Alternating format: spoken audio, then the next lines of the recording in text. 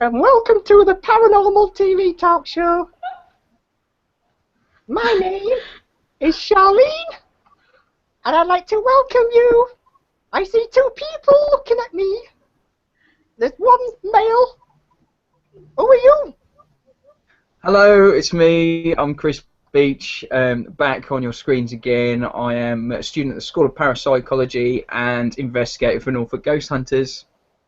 Have you never seen a talking doll before? Or Teddy Chaussee?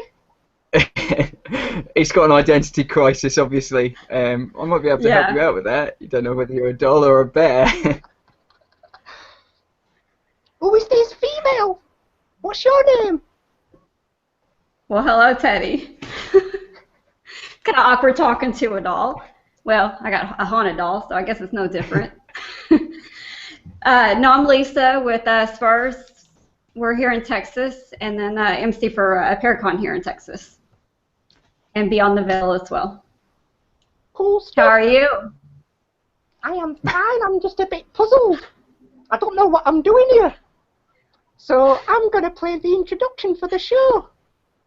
See you later. Trapped inside a portal, huh?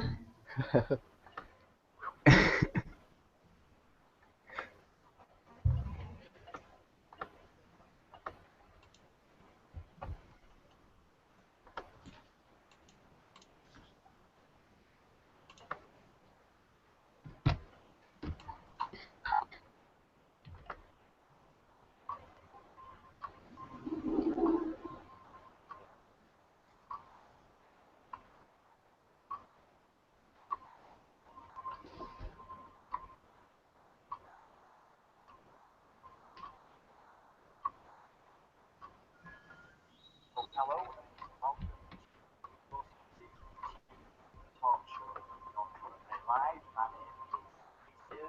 I'm coming from Paranormal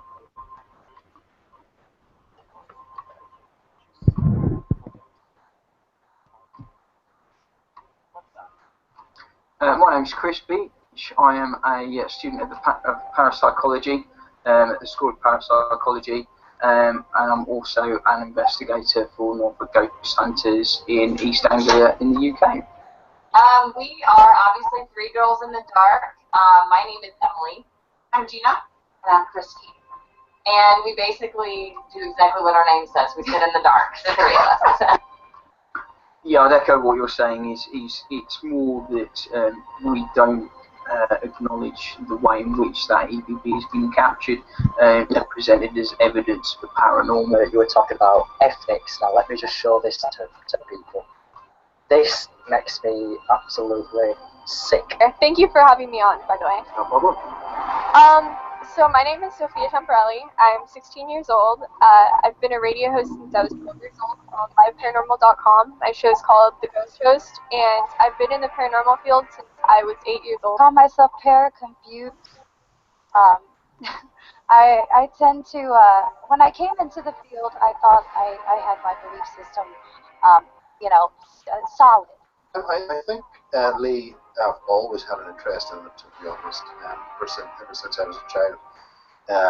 And growing up in this island, this fair green island in Ireland, certainly there are plenty of things which go bump in the night. I think it is very, very important to understand, if you are taking out a credit, to understand what it is. Personally, I'm a great believer in investigation equipment that we have as a whole. Gina over here is kind of like a borderline. She's borderline, so I like to say she's a flapping screen door. Sometimes things get in, sometimes things out, sometimes nothing. Please bear in mind that those facts, if you're investigating, if you're having a paranormal experience, am I on medication? What have I drank? What have I eaten? Just as a basic, really.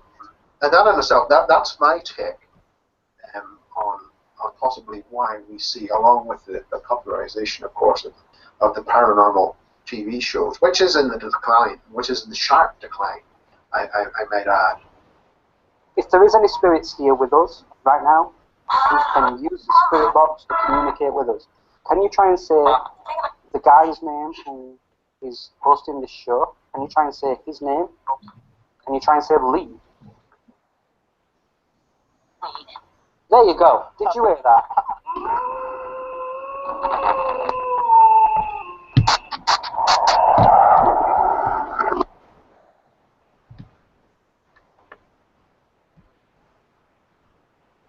Hello, and sorry that I'm late, everybody. If you've just tuned in, yes, I have not gone mad. That was a dare. Oh dear, oh dear. So I'd like to welcome Chris Beech to the show. Hello. Thank you for coming along, and I'd also like to welcome Lisa Lamrock. Thank you for allowing us to interview you on this episode. Thank you for having me. It's no problem. So, would you like to just briefly tell us who you are and what you do? Sure. So I do, local public investigations like most groups. Started probably around 11 with, like most people, starting with the larger groups for the experience, and eventually in 14 decided to have my own group. You kind of envision your own route and don't necessarily always agree with other people and their take on things. So started my own group and went from there, and that's where I'm at now with the group. And started Beyond the Veil. That'll start next Sunday, 6 o'clock. And then we kind of are dabbling in Paracons now. So kind of a little bit of everything. Sounds good. I want to bring up a topic, actually, what I want to discuss with both of you, and that is haunted dolls, haunted teddies, or something along them lines. So basically, we had someone... It's been kind of interesting. Yeah, basically, we had someone on the show a couple of weeks ago, and she got a YouTube video, and it went pretty viral. And basically, something happened which the papers took an interest in, and then we had her on the show because we didn't slate her, but we probably said some things what we shouldn't have said. Isn't that right, Mr. Beech? Well, I don't know. I kind of stick by what we said. To be fair, there wasn't enough. There genuinely wasn't enough explanation around that video to make it representative and objective. So I stick by what I said. But what's been happening in the United Kingdom is that because of this viral publicity, event companies have been they've been advertising that they've got haunted teddies with them or haunted objects as such, and they're using it as an attraction. But I seriously question if it's really haunted.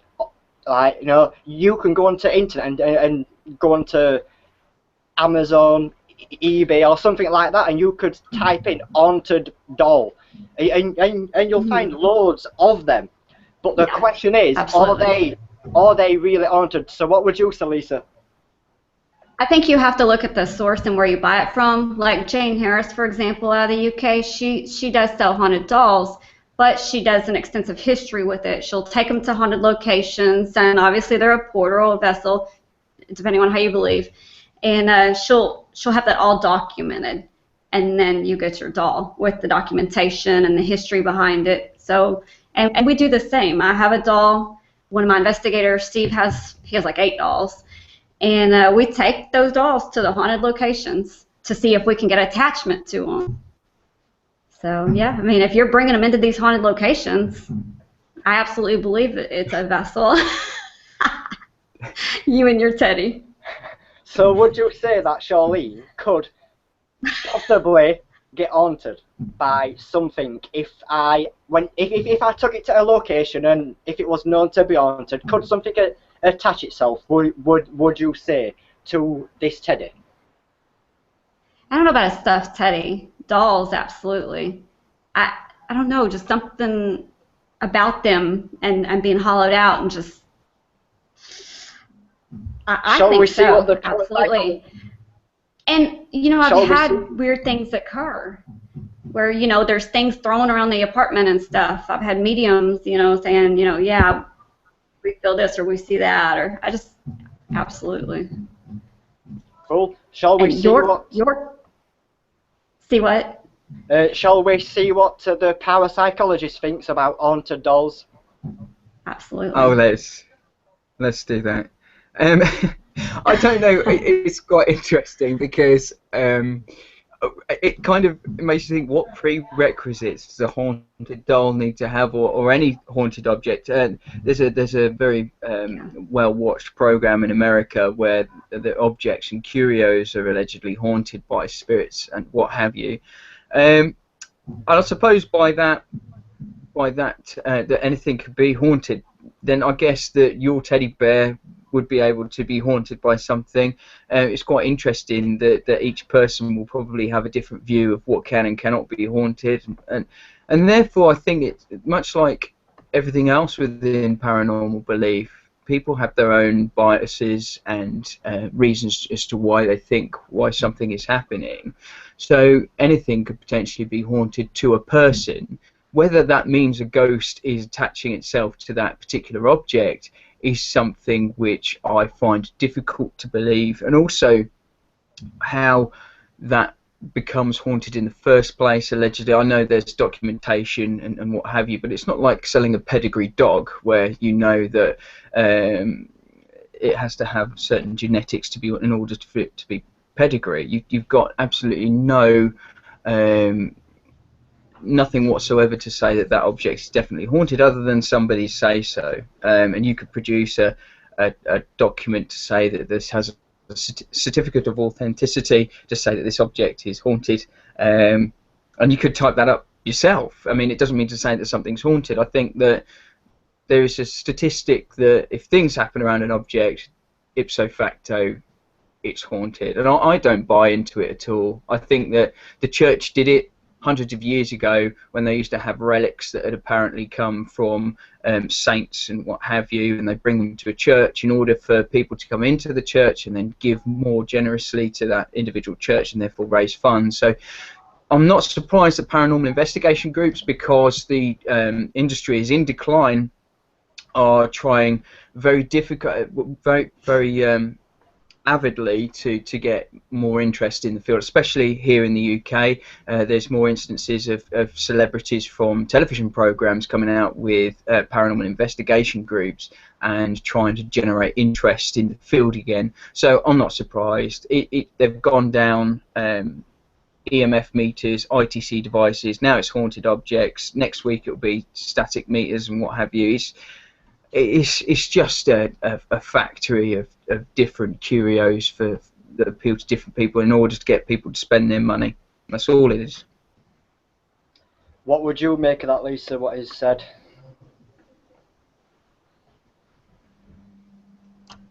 So you don't believe in any spirit attachment to any items at all? It's something I find hard to believe when people are passing off objects when there's an ulterior motive in order to have that there. If somebody, for example, has a haunted doll in their house and says it's haunted because X, Y, and Z, and there's no what I call Scooby-Doo effect, so they're not raising money in order for people to come and see this doll, if they're not bringing it to paranormal investigations in order to get people to come and see it. If there's an ulterior motive, then there's an element, and there's a human element in the item, then there's also that statistic that it could be fraud in order to generate attraction for that particular item and generate money in order to fund that business. So, with Lisa, would you mind telling us how you actually started in the field? Yeah, absolutely. I think my first interest was piqued kind of when I didn't know. I would see kids playing in the hallway when I was tiny. I guess I was about 7, and I didn't know I had to see siblings, and it was the 3 of them.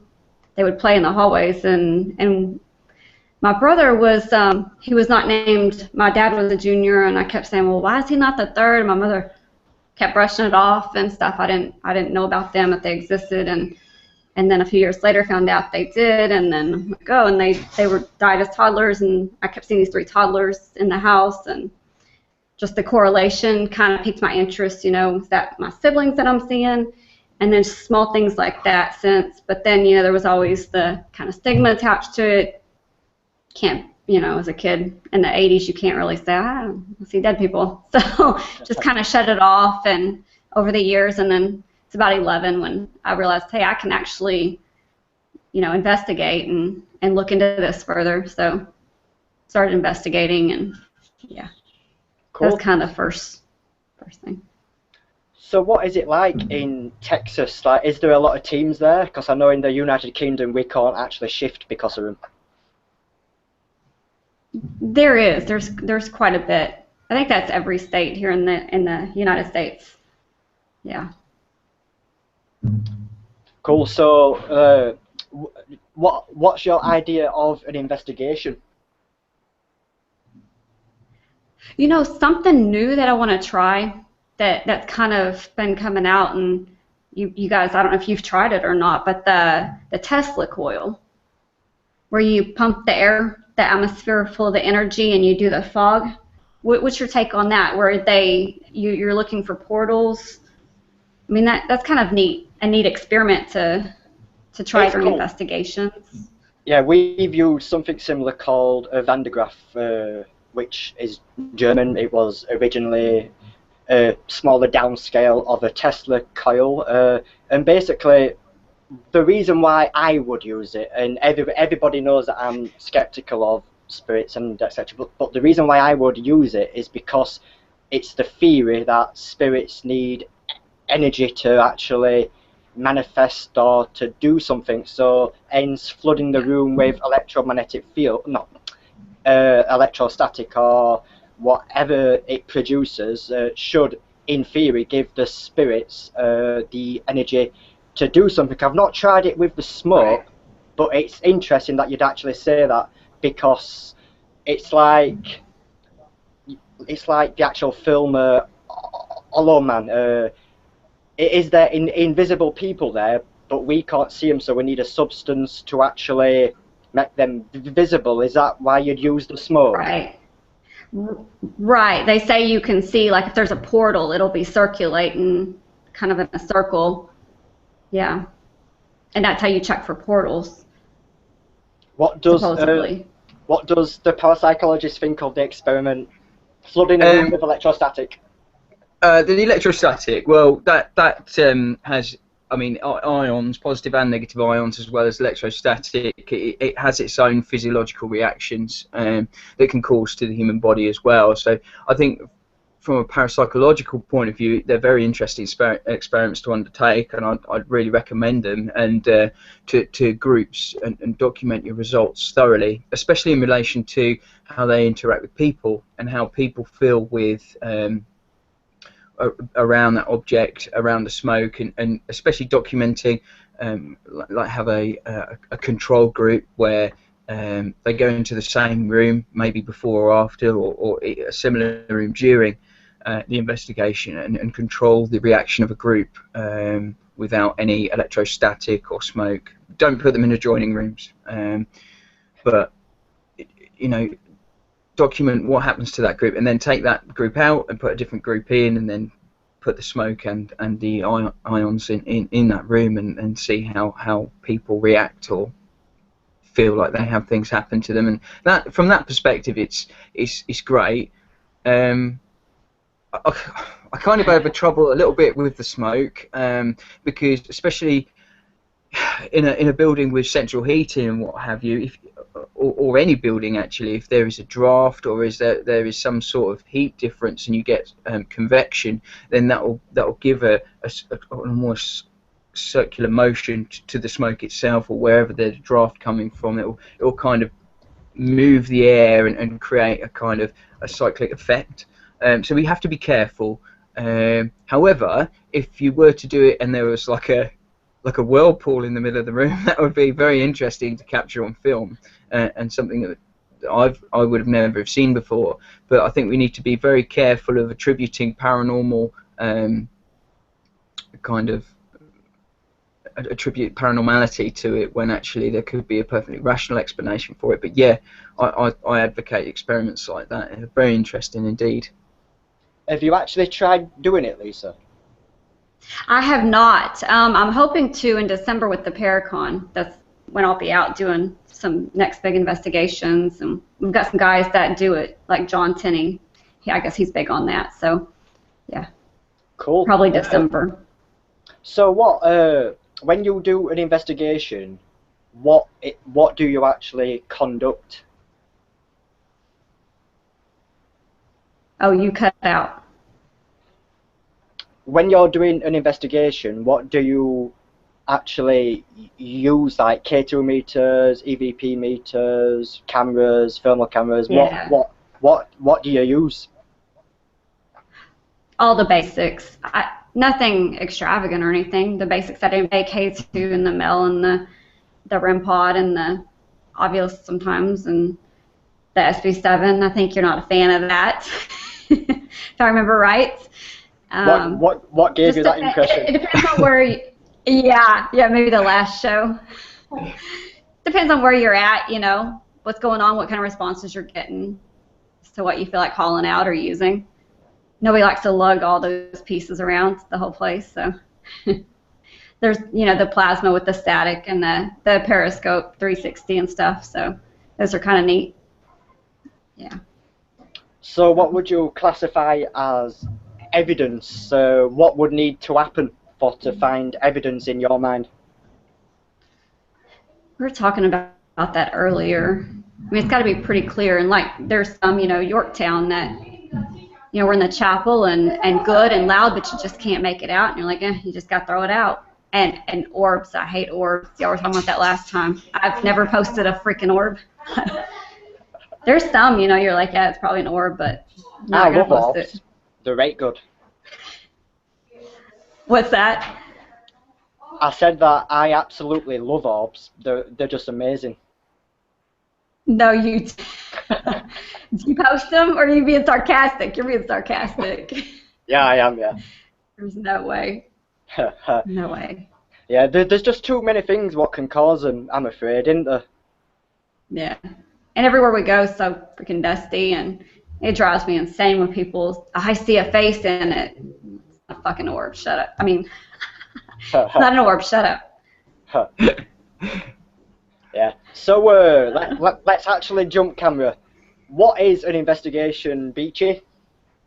An investigation. Oh, I suppose that you could define anything really as an investigation. Well, anything could be a ghost hunt, I think, from one person to a group of people going to a particular venue in order to look for stuff that is paranormal or ostensibly paranormal. An investigation for me means something a little bit more scientific than the previous thing that we mentioned, the hunt. I think that for an investigation you've got to go out with, in order to I suppose, something that you're looking for. So if you're going out there to find EVPs, or if you're going out there to find visual phenomena, or whether you're going out there to find EMF fluctuation, whatever that you particularly fancy, I think going out there, even with the expectation to find tangible evidence and proof that there is life after death, could be an investigation, whether you're spiritualist or whether you're not. I don't think it really matters, but I think that there has to be some sort of distinction between a ghost hunt and an investigation, and I think it's the way in which data is obtained and recorded. It for me, it defines an investigation rather than a ghost hunt. So if somebody documents their findings, it's an investigation. If somebody goes out there with a camera and a voice recorder, it's a ghost hunt. It just needs that sort of quality control aspect of it for it to be an investigation. For me, if you kind of imagine somebody going investigating a crime, for example, there's an element where you speak to an individual and get a statement, and then you go and investigate the crime and you find evidence for that crime, and then you may take more statements or interview someone and then come back with a hypothesis or theory, and therefore present that to other people before it is in the public domain. I think that kind of process would be an investigation, and a ghost hunt would be go out with a bunch of mates into a haunted location, come back, done, nothing else. That's what it means for me, but for other people it might mean something else. So let me test you on what you've just said there. Because you said that if you've got a camera, it turns into a ghost hunt. So, for example, if you're on a paranormal investigation night and you are a paying member of the public, and because they've got a camera there, that is 100% yeah, you know what you just said. But if you're a private team, and if you've got a camcorder, just to kind of see what's happening, for to document what you are actually taking part in, so would you say that that is not an investigation then?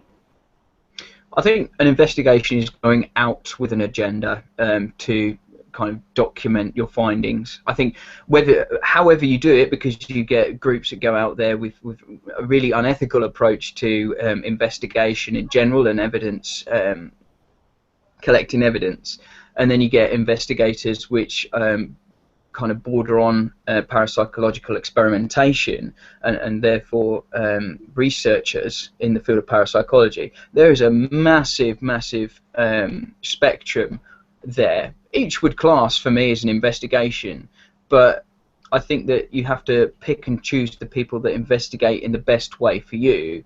For example, I don't want to mention any specific names, but you get some really poor groups that will just go out there and say they're doing an investigation with a dictaphone, and if they're going out and they're saying we're in this room now at this time, this day, at this place, and we are searching for EVPs, and they don't catch anything, and they come back and they post that, yeah, by definition I suppose that is an investigation. Whether it's a very ethical investigation is something else, but I'd say that they've gone out to find something, they've documented that, and then they've brought back their evidence and presented it. Yeah, I suppose that's an investigation, but the level of quality control is something that differs from group to group. What would you make of that, Lisa? Yeah, I feel like two good examples correlating like what you were saying. You know, like I had a priest call me out on a case where they thought something demonic was going on, and you know, it's basically kind of like an investigation because you're going out there, you're getting the history, the medical history. You know, in this case, he was a paranoid schizophrenic, and it was all psychological. There may have been some stuff kind of going on there, but you know, that's kind of. And then as well, there's a venue that we're going to in December that I found out there was a young man living there, and his girlfriend went missing, and they couldn't pin him to the crime. He was a suspect, and so that, you know, of course, piqued our interest. But you know, we're doing research on that before we go back out again. That would be really interesting to see. You know, now that we have names and a little more info, see if we can figure out what really happened. And in this particular house where this boy lives, there's a room that was sealed off. The bathroom, there's an extra bathroom that was closed off, all the walls. You can't access it anymore. And one night the family just picked up and left. So it's quite interesting.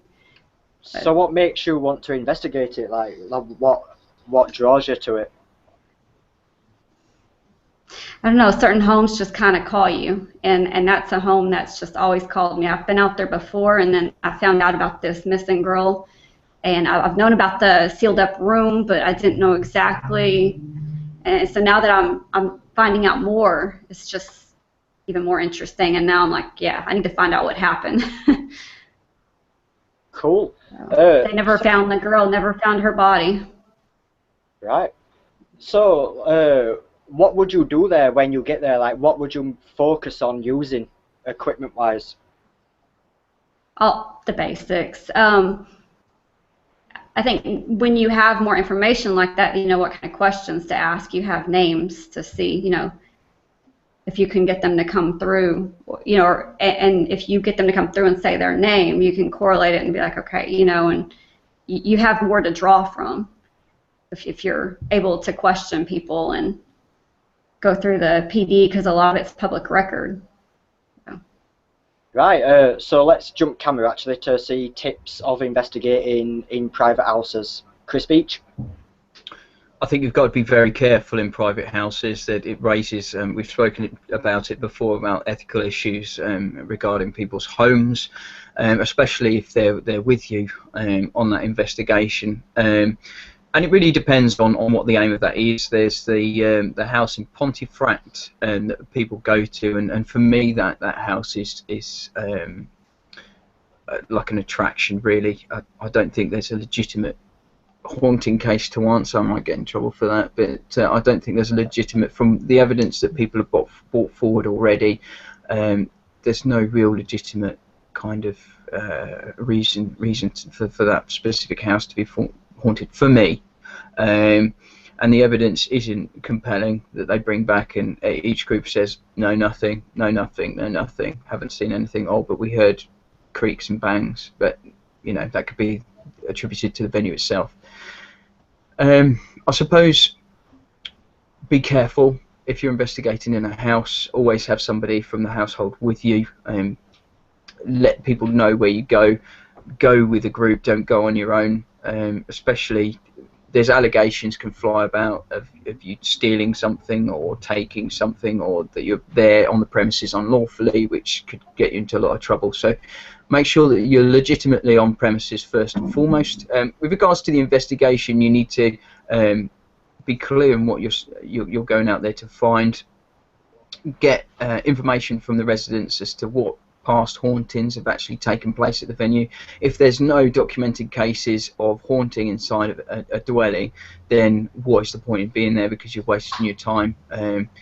You know, you've got to have somebody really, for me, saying, oh yeah, this happened, this happened, this happened, I've seen an apparition on these occasions. And I think that needs to be some sort of evidence already, albeit testimonial evidence from the individuals within that household.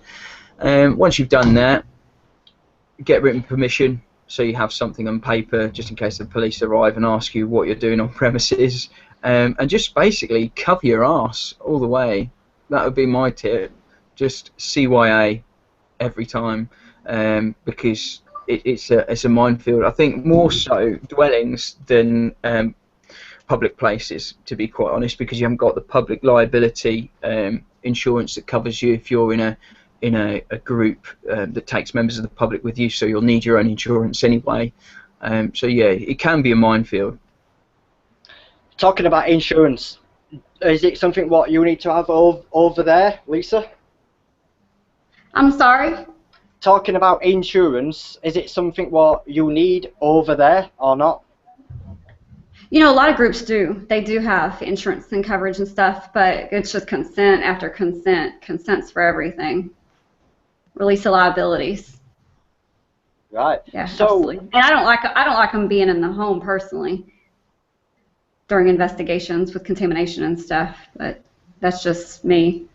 Especially minors. I had one that was the possible demonic case, and he wanted the kid there, the son, and I'm like, no, I don't want a 10-year-old in here during an investigation. Yeah, so I suppose it's actually wrong to kind of conduct an investigation in front of a young child. It depends on the child, really. If the child is aware of something happening and they fully understand it, then it's not too bad. But if they have no idea what you're there for, and then you're there just going, oh, we're just going to contact ghosts to see if your house is haunted, is that okay? And then they'll run away screaming. I think we have to be very careful when children are involved, because they're very, very suggestive. They're in an area where, especially 10-year-olds, they're in an area of high development mentally, so I think that it could affect them potentially in later life if you're introducing into something that they may get affected by. So I'd always steer clear of having minors at an investigation under the age of... Well, I'd say up until, I mean, for insurance purposes, it would probably be adults and above, so 18 and above. But I mean, personally, if someone's mature enough at the age of 16 or so, I wouldn't mind them being a private member on an investigation. But it really depends, because when I was 16, I was investigating. So I think it really depends on the individual at that age, but I think as a rule, just blanket 18 and above, because you're safe, and for insurance purposes for us, that would be what we expect to take with us, because otherwise it's just a bit of a nightmare. Right then. So would you like to talk about your show then, Lisa? Just tell us what the show's about, what you're going to talk about, what you're going to do. Yeah, absolutely. We have the Memorial Paracon coming up December 4th through 6th. Bill and Dan happened to be in from Kansas because we were spending the weekend preparing for it. We'd go check out venues, how much room, space, and all that stuff. Let me see what I need to do for audio. Oh, she's throwing on some headphones. I'll scoot over so she can pop in. No, we decided to make it about the veterans. You know, I think for Bill, his brother, you know, he lost his brother. But pretty much everybody has somebody in the military, and it was a way to give back. So we're doing an auction during the Paracon, and 100% of the proceeds go directly to the VFW. And we're doing, you know, bags for them and different things during this event, and giving them free VIP tickets and. Yeah, anything we can do to give back. I think that a lot of these Paracons are take.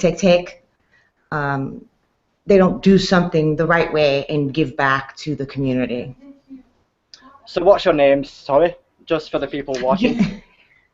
Danielle Passion. It's nice to meet you. So what's your relation with Lisa? Lisa and I are first just personal friends, you know, but now we are. We have about 1 million connections. Yeah, we have about 1 million connections. I'm the producer and owner of the Incubi Incarnate Broadcast Network. We have about 11 shows that are on our network, and Lisa is one of our newest hosts with Beyond the Veil. I do my own show on Tuesdays. Bill does his show on Wednesday. We have a sports show. We have a religious show. We just have tons of stuff going on with that. But also with Lisa, we got a few things up our sleeve that are going to be coming next year. Some really, really big things. We'd like to let you in on it, but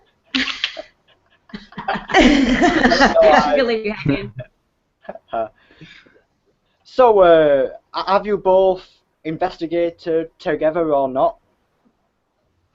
Well, we kind of investigated this weekend together. I used to have my own. I'm from New York originally, and I had my own paranormal group there. 6 months ago, I moved to Kansas. And being in the Bible Belt over there, it's very, very hard to put together a group because everybody's Bible thumping, and they don't want to hear any of that. Bill has actually did his first investigation here for the very first time. He was a skeptic and kind of questioned everybody that he even interviewed on his show, you know, questioned, oh, well, this is nonsense, I don't know. But then when he got in there, it was amazing to, like, just watch his face and, like, he couldn't explain himself what was going on in his physical. What happened to him? Well, hold on 1 second. I'll let him actually jump in and tell you. This is a man that believes in nothing, and now he's like, don't talk to my doll, my Maggie's her name. He's like, don't talk to Maggie like that. You know, yeah, you guys were making fun of her. Yeah. He's like, don't instigate. Yeah, they were making fun of her and laughing, and you know, it's like a paternal instinct or something. So yeah, and it was cool going into the Haunted Hill House with you guys yesterday. Like Danielle was saying, I'd never been in any kind of location like that, and you know, and I am skeptical of a lot of it, but you know, I chalk it up a lot to the anticipation of going in someplace like that. But you know, I felt anxious, and it was hard to catch my breath, and I definitely felt different in there. What this was the venue like fire? It was awesome to see these two that have gone on several investigations, and to go in there and see that it, because it wasn't like I've seen it on television. You know, you watch all the shows, and it wasn't goofy like that. They weren't in there being maniacal and goofy. You know, they went in there serious and businesslike, and it was I gained a lot of respect for the way they did things, and I could just feel it, like something in there was just different, and like I said, it could be the anticipation and the nervousness of going in there, but to see these two do it the way they were doing it, you know, businesslike and professional, and the way they took it seriously, because I know them personally, you know, I've never seen them work. They're just down-to-earth, regular people, you know. They're not the TV show celebrities, and to see them go in there and take it as seriously as they did. I didn't know he was watching us. We were at the VFW, which used to be a sanatorium, a brothel, a hotel. Got a huge history. And he's like, yeah, I saw you hesitate over there. You were hesitating over there. You would not enter that room. You know? Yeah. Like, you were watching us? Yeah, I was like investigating them while they were investigating the place, kind of. Investigating us. I just want to see how they do it, you know. So it was interesting seeing how they did it. So was it mainly a personal experience, like, would you say, towards you? Yeah, it did feel like that. It felt a little bit like almost what's the word where personal. He didn't have like an apparition or anything. Right, I didn't have anything like that, but I felt almost like I was supposed to be there, and like they were there with me. You know what I mean? Like that's what it felt like, and it was. He said I felt like I was drunk. Yeah, I did a little bit. Like I was a little lightheaded, and just I never once felt scared or anything like that. It was all in anxiousness and excitement, and yeah, it was cool. Do you want to see what the parapsychologist might think? Yeah. Let's find out. Chris? Hang on, what are you doing, Lee? What? I'm asking you to explain what, like, how the body can be affected on an investigation, if it's possible. Well, there's not one answer I can give because anxiety and what have you, adrenaline, things like that could trigger the same sort of reactions. However, who am I to say that you weren't having a paranormal experience, I suppose? It's basically that experience that you've just told us isn't really any intrinsically different from a lot of other people's experiences of the paranormal. And I suppose you kind of got to judge for yourself whether you were having a ostensibly paranormal experience. You're saying that you are, but people that have had very similar experiences have also had those put down to anxiety or some sort of suggestion. I think it's very difficult when you kind of know that you're going into a haunted location to kind of switch off from that. Even going on a ghost hunt, at the back of your mind constantly you're thinking, well, I'm going into this haunted location, I wonder if I'll see anything, I wonder if I'll experience anything. I don't think I will because I'm a skeptic, right. But I mean, myself, I've even been surprised at an investigation, and I've seen things where I'm thinking, well, maybe I'm not going to be skeptic in the future. But I think once you go back and you think and you rationalise, and you know, people that believe will always say, well, that's the danger, that you're rationalising it, you're experiencing something paranormal, but you're going back and thinking about it. Well, no, that's actually just our psychological top-down theory because we're human beings and we're rationalising that situation. I think that actually perhaps it wasn't something that I was experiencing, but when you go into a dark room, you have sensory deprivation anyway. Your mind can kind of make up the rest for you to a certain extent. And it's nothing, everybody experiences that, but who am I to say that that's not paranormal? Well, you truly have had that. Right, and I agree with that a lot. You know, I think with me going into my first location like that, it's basically impossible to be completely objective going in there. You know, I was either going to experience something or I was going to make myself not experience something. You know, so I think it's really hard to be objective. It's hard work what you guys do to be objective going into places like that. I've been guilty of that myself. So will you be attending more investigations? Yeah, I'm hooked now. Like I'm gonna go everywhere I can and experience whatever I can. I don't know. You know, even in Lisa's apartment, you know, playing with the K2 meters and all that. I don't know. It's fun. Yeah. You've caught the bug. Yeah, I did. Yeah. And I didn't think I would, you know, but my apartment's kind of perfect for that. Perfect storm. Yeah. It's actually funny because people do actually start off in their own, and it's where I started off really, but I'm not going to talk about that. But yeah, it's where I started. Oh, we want to hear. Nah, I will never admit. Yeah, Lee, I think we should. Nah. Yes, we need to hear your first story. I will never admit on camera, never, and I will, because it will completely ruined my skepticness. Oh, you already let the cat out of the bag, so now you have to tell us what happened. But what I will say, and what I always say, is that I believe in paranormal activity. I believe things can happen which sometimes can't be explained, and for me to experience something which I can't explain, I just won't instantly think spirit. I will think, oh, it's just something I can't explain. For me to actually think something's a spirit, it needs to be intelligent. I need to be able to speak to it, see it, and probably get it on video. I think they're the three things what I want to believe in spirit. What about you lot? What do you lot want to see to fully convince yourselves? You go ahead, Lisa. Because you're convinced, right? Like, I mean, you've seen. Well, yeah, but you always look for. I call it the Holy Grail. You always look for the Holy Grail. I think that for me would be probably apparition. I mean, because you've pretty much seen and heard it all.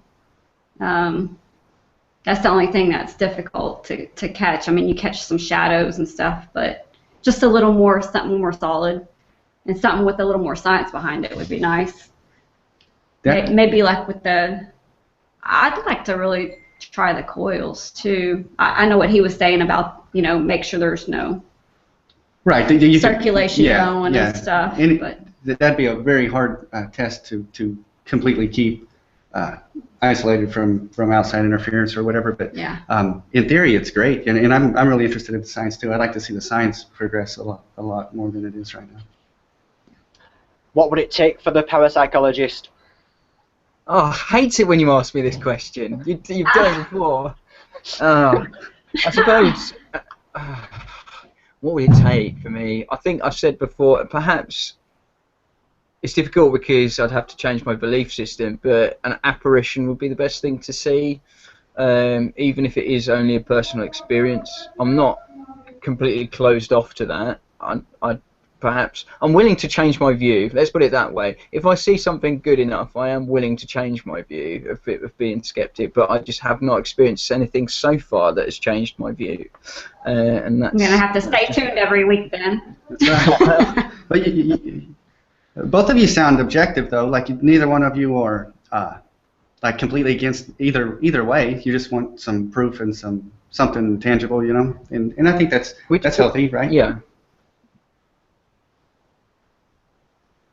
Yeah, I think so. We just want to be. I think both myself and Lee, we just want people to investigate and document, because there's so many groups out there in the world, and if they just documented their evidence a little bit smarter and presented it together in a way that is ethical and objective and controlled, then we'd have a lot of eyes on the ground that are doing paranormal science right. And I think that we'd really forward the field within the paranormal community, and perhaps a lot of people doing stuff the same would help the community as a whole. That's my spin on it.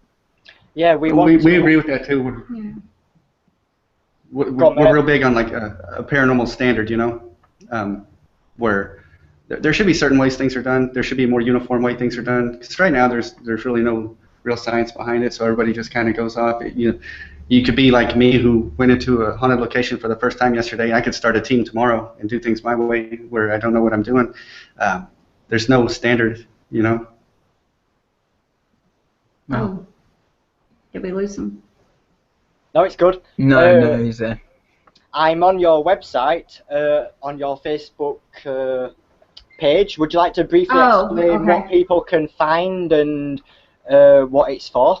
Oh, I was like, yeah, so the group right there, Southern Paranormal Investigating Research Society, we kind of put a little bit of everything from, like when we went on to Yorktown Memorial and Black Swan and stuff, took a little trip to San Antonio.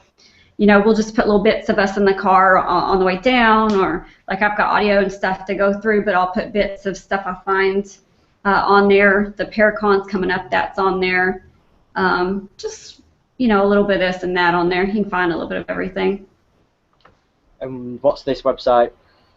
So that's the Incubi Incarnate Broadcast. That's where under podcasts you'll find Beyond the Veil. It's not on there yet, but you'll just drop down and it'll it'll have where you can click and listen in live every Sunday, 6 p.m. Central Standard Time. We're really excited about Lisa's new show. It's going to be good for the network. They've generated a huge buzz already. It's going to be a great show. It's going to be good. It's not going to be there's a million podcasts out there, a million shows and stuff like that, but they really go about it the right way. Lisa's really professional and objective, and we're really happy to be working with her. It's going to be a great show. Thank you. Sounds good. What's this webpage? That's the Beyond the Veil on Facebook that we started, where we post announcements. We were going to have Scott Greenwald today, but unfortunately with the travels, Scarefest is huge down here. That was going on. It was his son's birthday. There's the Paracon poster. So we'll post announcements on there, who's coming up, flyers, things like that for the radio. And thank you guys so much for having us on. I'm going to jump off of here again and let Danielle come on. She knows a lot more about the network stuff, and she'll hit me if I say something wrong, and it's embarrassing. So I'm going to let her come back on. She's from New York. She'll beat them. Yeah. But thank you guys so much. It was awesome to talk to you guys. No problem. It's been a pleasure. Take care.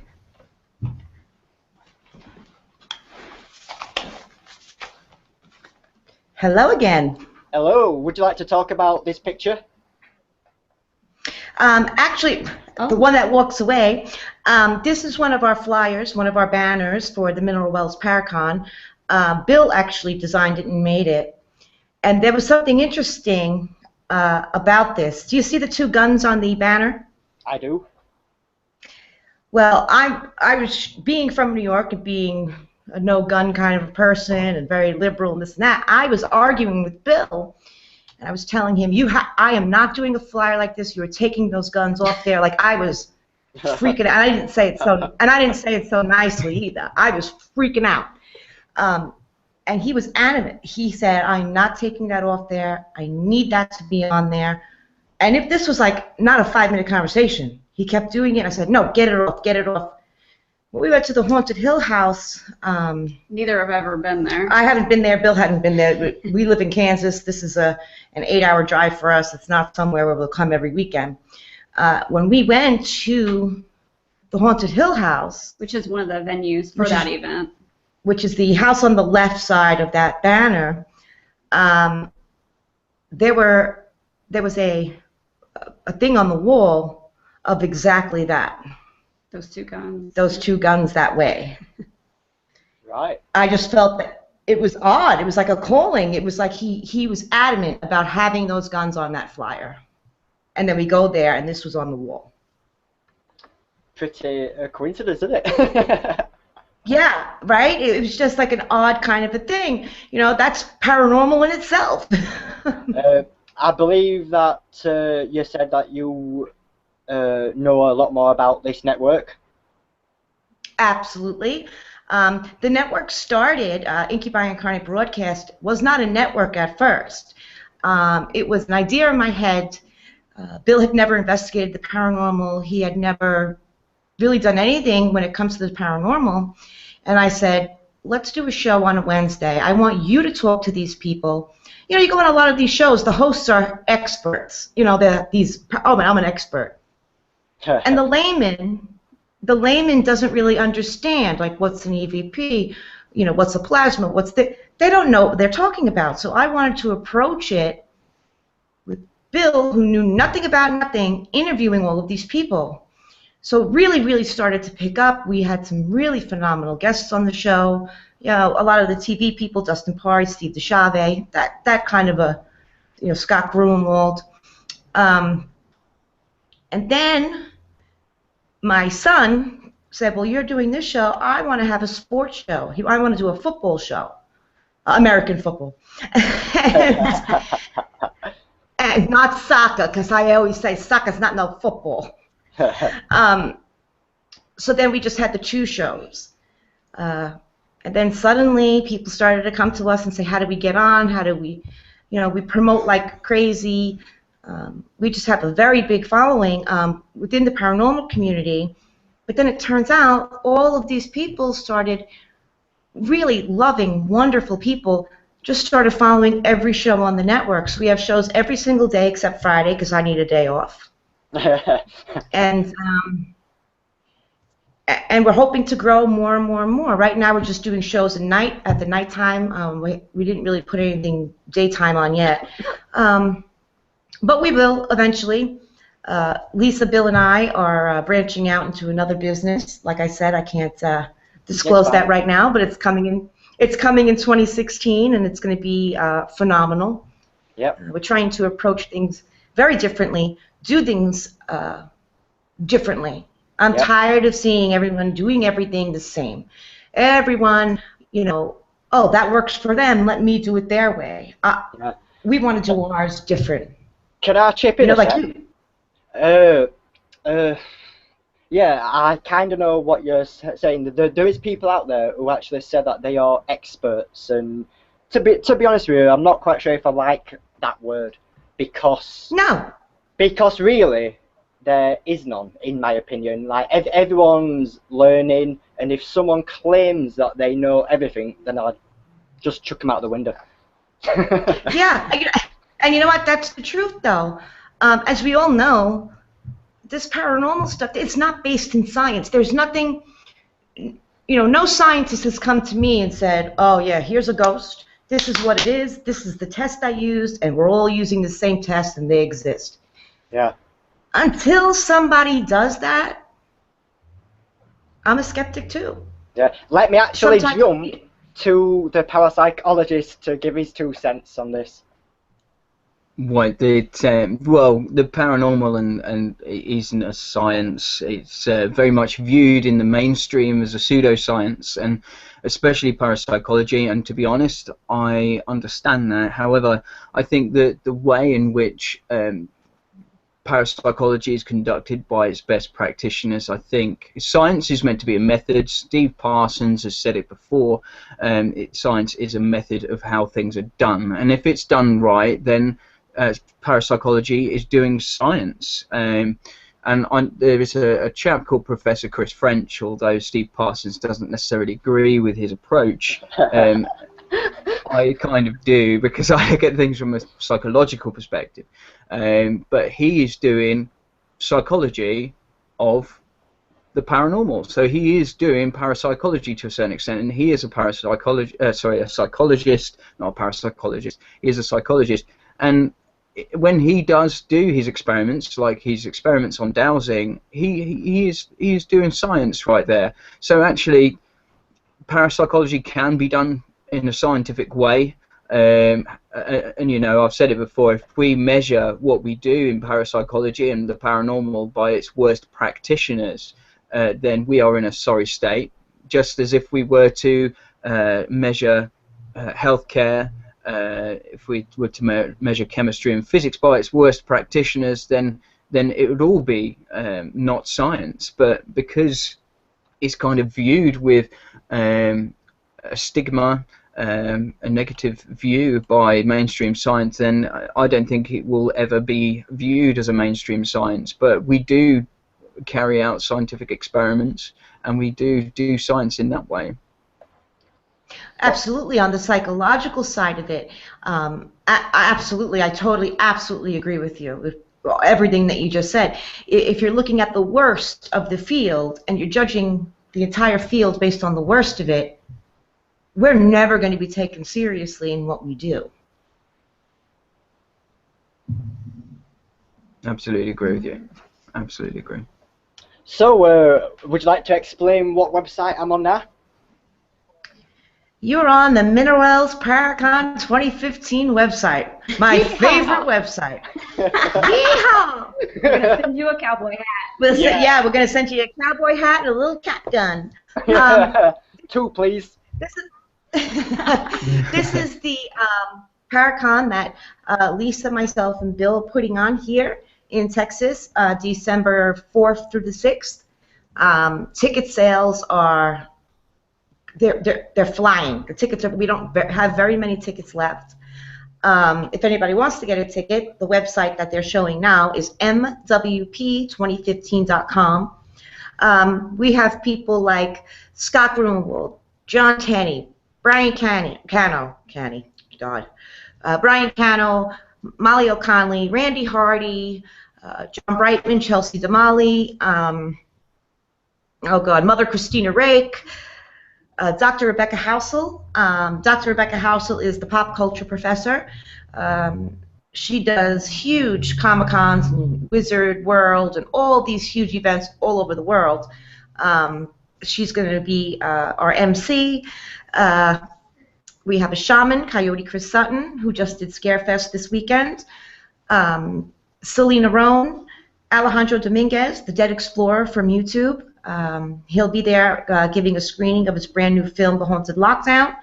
And last but not least, Christopher St. Booth from Spook TV. He's a filmmaker, and he's going to do a lecture on filmmaking and how he got into it and how others could get into it.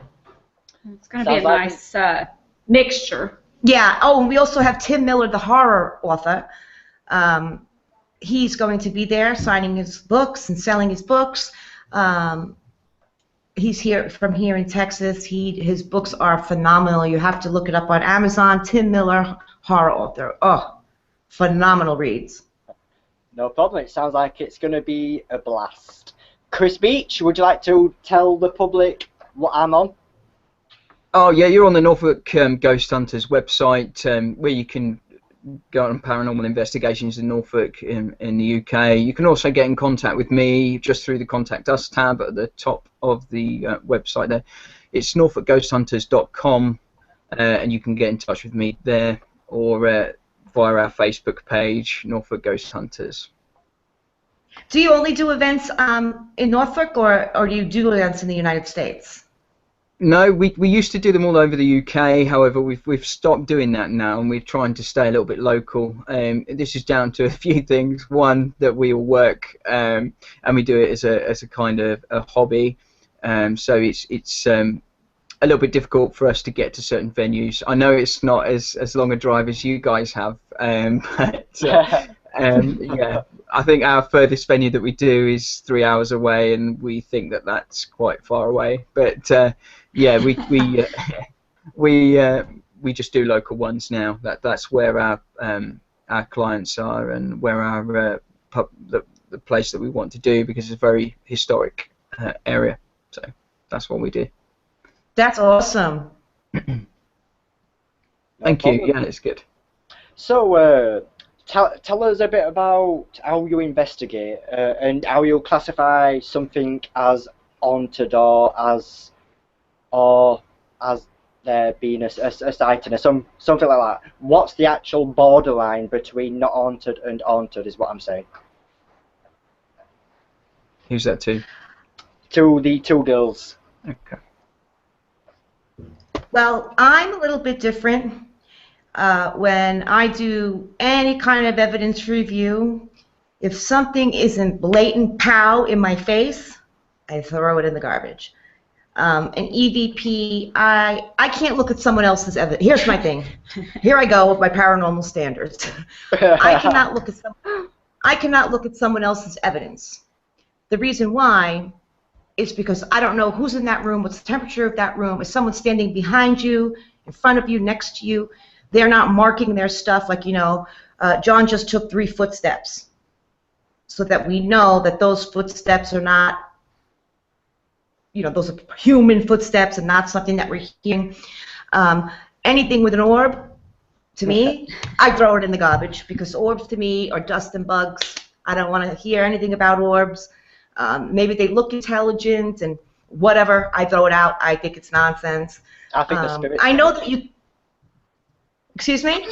I said I think the spirits. Bollocks. I'm only guessing, I don't really. That's funny. But then there's stuff that I totally believe in. Like if, like when I look at like Lisa's evidence from all the stuff that she did, I know the way she investigates. I know her standard of investigating.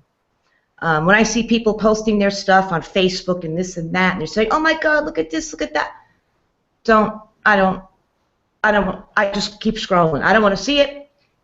You're all full of shit. You have to know the person, know whether they would not. Yeah, like I don't know what you're doing in an investigation. I don't know who's in that room. I don't know if you're whispering after you're speaking. So I don't want to see anybody else's stuff. And I discount everything everyone does unless I was physically there in that room.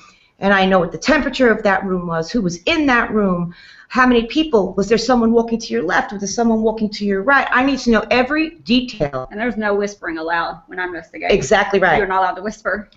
People tell Lisa all the time, use your inside voice. She's like, no, this is how I do it. Inside voice, Lisa, inside voice, that's what I always hear. But Lisa really got some. I like it because I'm the exact same. I cannot trust YouTube videos. I can't trust any video out there. You've really got to know the people, really, for to judge if they're doing things right or wrong. But yet again, who are we to say if they're doing it right or wrong? What I mean by that is if they are legit. I'll tell them they're doing it wrong. Yeah, at least I'm not the one getting in trouble. We were talking about the bashing, though, the bashing that goes on nonstop. Because, I mean, yeah, I may not know them, I may not trust them, but I'm not going to go on their page and sit there and bash them. And I see that all the time with people. You know, I'm just going to keep on going and move to the next person or whatever I'm looking at. Because it doesn't affect me. And what they're doing doesn't affect me, it doesn't affect Lisa. I'm never going to say anything about it. It just creates so much negativity. I'm going to keep going. There's somebody that I actually trust in this field very, very much. We'll leave his name out of it. He goes on social media, and when people are talking about stuff, he gets wild. He attacks them and goes nuts. And I'm like, just, what is that? I'm like, shut up. But who cares? Just move on. Yeah, I think that's what but you'll never. To do. Yeah, you have to. And like with me, with my team and with my investigations, I never shared my evidence. I don't share it. I might talk about it and say, well, you know, we were on an investigation last night and we got some EVP and we got some photos and we got some of this. I won't share it. I'm kind of almost like that because, I mean, you know, for example, when we were in Yorktown, Aaron got scratched. There was 3 of us standing there. Blood came to the surface of his calf. And, you know, given the situation, we were in a Catholic chapel. He's gay. He's Jew. He was, you know. And if you do the research on Yorktown, it's not a very happy place. Even though it was run by the sisters, it's a very negative place. There's a lot of undertone there that's just angry. What am I going to say, demonic and evil? No, because I never use those words. I never say something is demonic. You know, everybody goes on an investigation, something bad happens. Oh my God, it was a demon. I had a demon. Oh, a demon. Well, like I posted that picture, and everybody's like, that's nothing. You know, they start the whole attacking, you know. And I'm like, well, if I hadn't been there and 2 other people, if there wasn't 3 people that witnessed it, you know, then that would be one thing. But but then that's why I'm like, I don't know if I even want to post stuff because people are so, you know. Yeah, but on some, like if I did an investigation, these famous haunts, maybe then I would post photos and say, this is what we saw at Yorktown. And I don't do the famous ones. I do private investigations.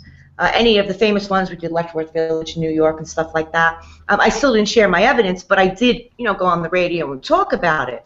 I just didn't share it. I think out of respect of the property and respect of people, me and Bill are in the middle of writing a book on paranormal standards. Because there's a lot of groups that are out there. Like one of our first standards in there is do not trespass. Like that should be a simple thing for investigators to know. Do not climb fences. Do not break in. Do not find out who owns the place. Ask them if you can go in. They tell you no. Move on. But this is the kind. Lee's laughing. He's like, oh. He's like, oh shit! I just did that last night. I hope not. No, I didn't. So let me just get this straight. Have you never ever jumped a fence then? Yeah? At all? No. No. No. What about Beech? No, I haven't done that, no. I must admit, I've done that once, but that was years ago. Give me a pencil.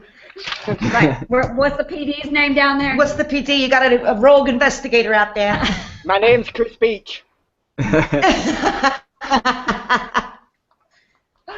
At least I'm truthful. But yeah, I do not recommend it because you can get in a lot of trouble, and especially if you're going to abandoned places, then you're just asking What about for getting trouble, hurt? really. It'll ruin your name. It'll kind of give a bad rap. Gives a bad rap to the community. And another one that we had to put on our list was do not drink or get high on an investigation. That was a simple thing. We had to put that on there. And the reason why is because here in the United States, in Louisiana, there was a group of investigators that went on and trespassed on an old plantation. The history of this property was just incredible. It just goes back to the Civil War. These morons drinking, smoking weed blew the place up. It went on fire and burnt down to nothing. To nothing. There's nothing standing on that property anymore. Because these jackasses went and trespassed, drank, and smoked weed, didn't know what they were doing, and literally blew it up like an explosion. And now it's not there any longer. I think you've got to ask yourself as well, was they investigators or were they just a group of people going out to have a bit of fun? Yeah. Yeah, and then they turn around and they say, oh, we were trying to investigate ghosts. We weren't doing anything wrong there. So it sullies our name. It sullies our work. Let's actually jump camera to see what Beechy thinks about standards of investigating. I'm really glad that you're actually bringing out a document that actually defines to new people within the field to actually go out and have these minimum required standards in order to investigate. It's quite refreshing to hear that, because there are so many groups. I mean, not so much now, but I'm sure there's still groups starting up, and people don't have a clue. There are groups that I know of that seek no authority to go on people's property and do investigations, and they're disrupting people's property and what have you. Not so much now, thank goodness. That was historically, but you know, in this country, you can get you can get prosecuted for burglary so quickly, just by being on somebody else's property, you know, and it just isn't worth it. It is not worth it. And also it has that ripple effect, because we are finding it difficult anyway to go into venues that are what I call value for money, where you get people charging ridiculous prices to go to a venue overnight, and when they see someone's property that's burned down to the ground, they're going to think, oh, we'll just hike up the price by £100. And usually these venues are doing things like weddings as well that could easily drop the paranormal element to their business plan without any financial impact whatsoever. So we've really got to help ourselves a little bit and do things right to make venues want to have us.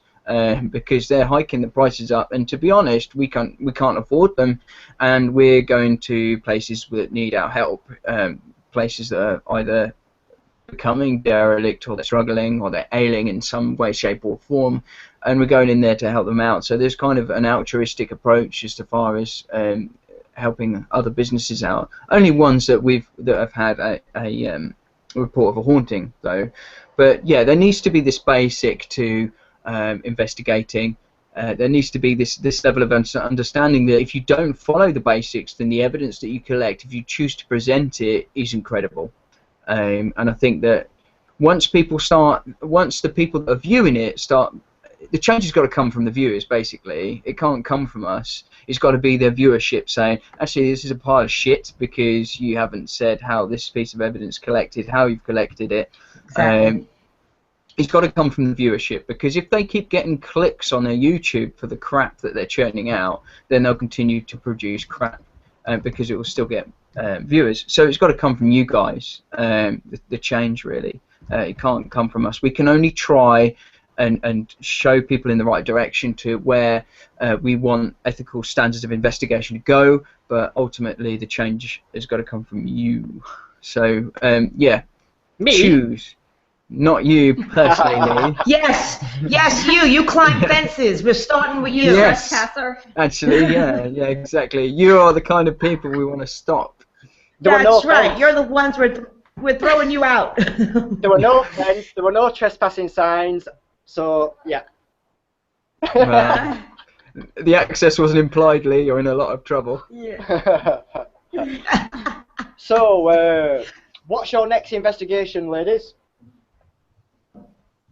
Our next investigation will be, Black Swan Inn. Are you doing again?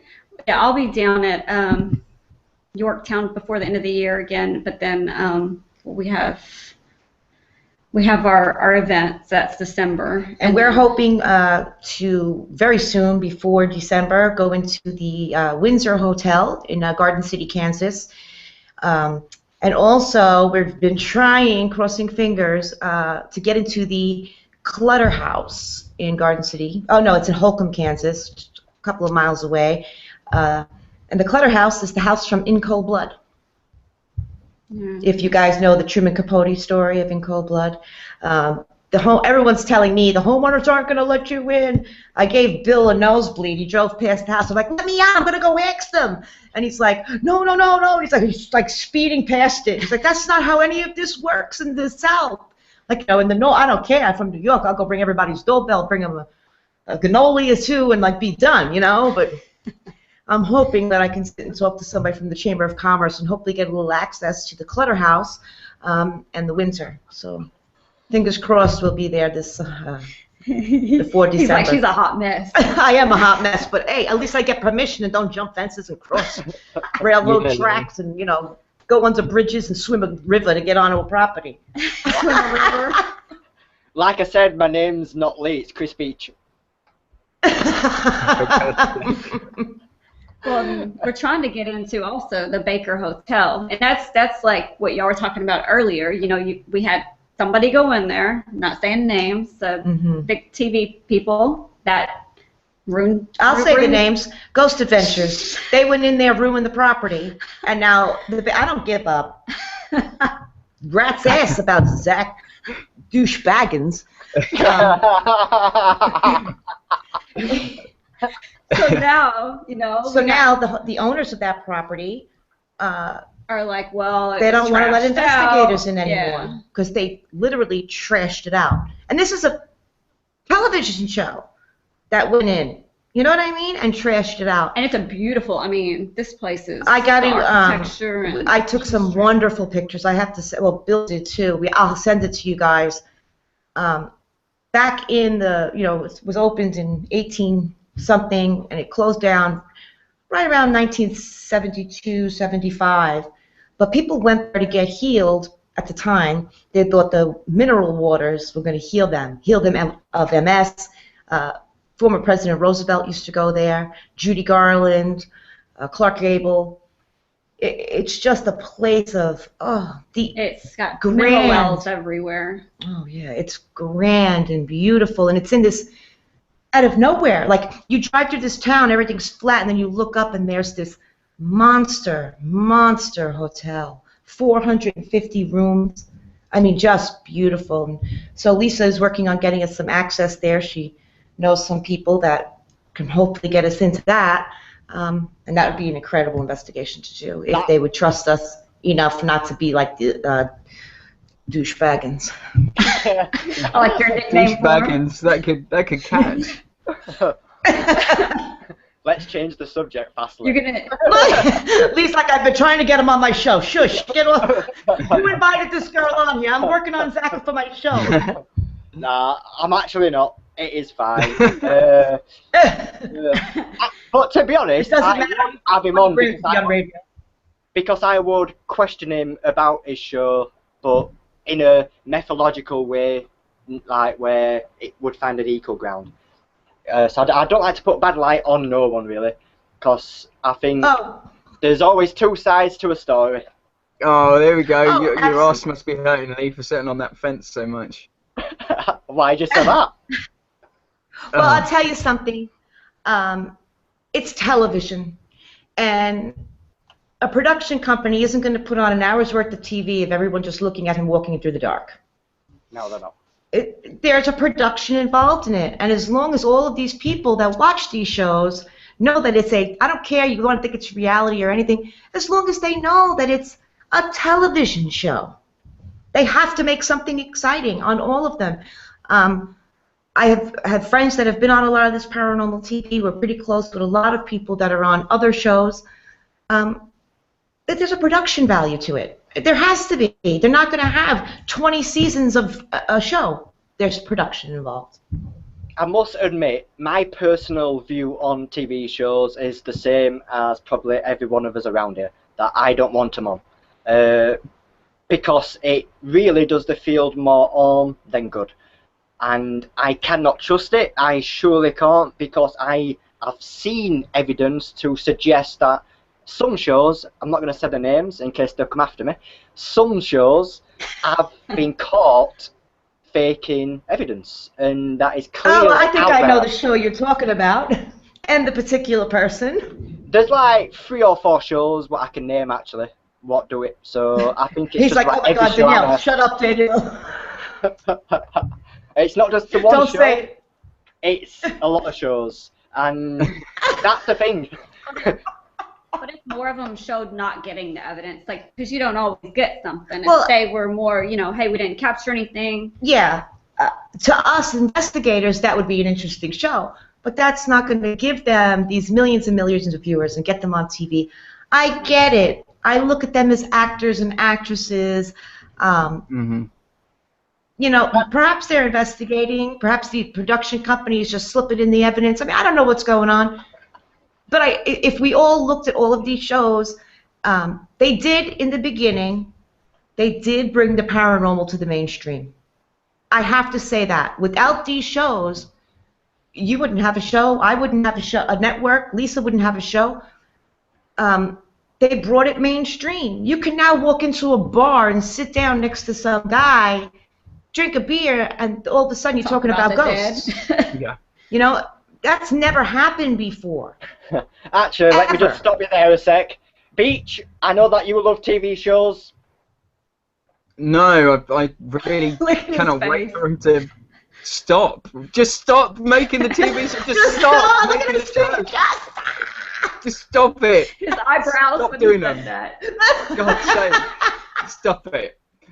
What do I have to do? I mean, for goodness sake. But, having said that, Kieran O'Keefe does a show called Ghostlands, which is online. I think you can watch it on YouTube. If you Google Ghostlands, you'll come up with it. And he actually does investigations and shows some of the null results. So he'll go out and he won't get. He used to be, just for people that don't know Kieran O'Keefe, he is a lecturer at University of Buckinghamshire in criminology and some such. And he used to be a parapsychologist on a TV show called Most Haunted. Now, we can say what we want. I know about who you're Most talking Haunted. about.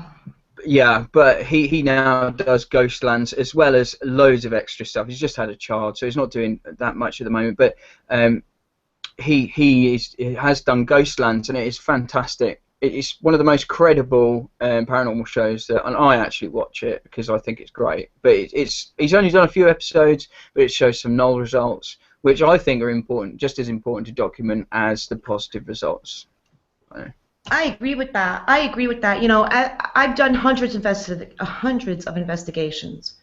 Maybe 1% of them had something that I would consider evidence. Out of that, you know, I throw everything away. I can't trust even, like, sometimes my eyes. You know, I don't even trust my own eyes when I see pictures and stuff like that. I love her New York. Forget about it. Forget about it. With everything.